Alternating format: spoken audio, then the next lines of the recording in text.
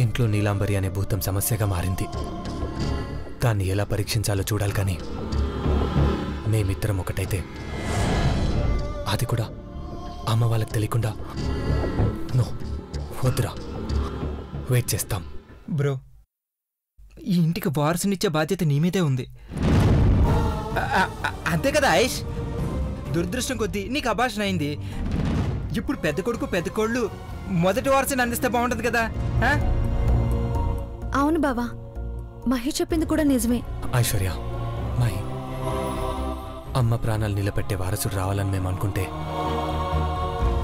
అది బరువు ప్రతిష్టలతో ముడిపెట్టి అమ్మ ప్రాణాలు తనే తీసుకోవచ్చు.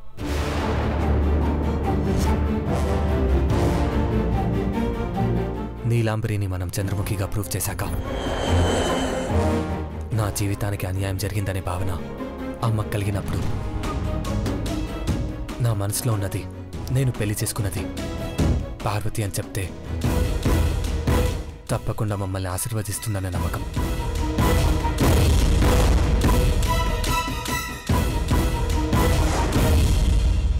బావా, మేము ఇద్దరి ప్రేమని తక్కువ అంచనా వేశాం.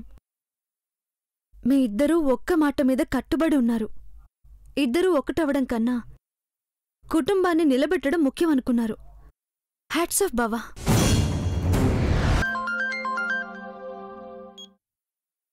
హలో మేడం, రాజన్న దొరికాడు మేడం. వెంకన్న భార్య కన్ఫర్మ్ చేసింది.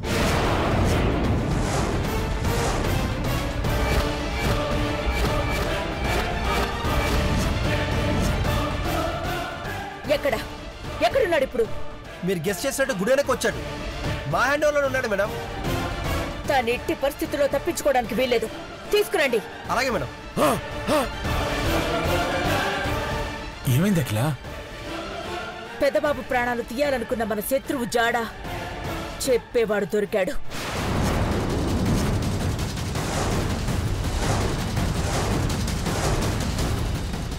రాస్కెల్, వాణ్ణి వదలకూడదు అఖిల. శత్రుశేషాన్ని సమూలంగా రూపుమాపాలి.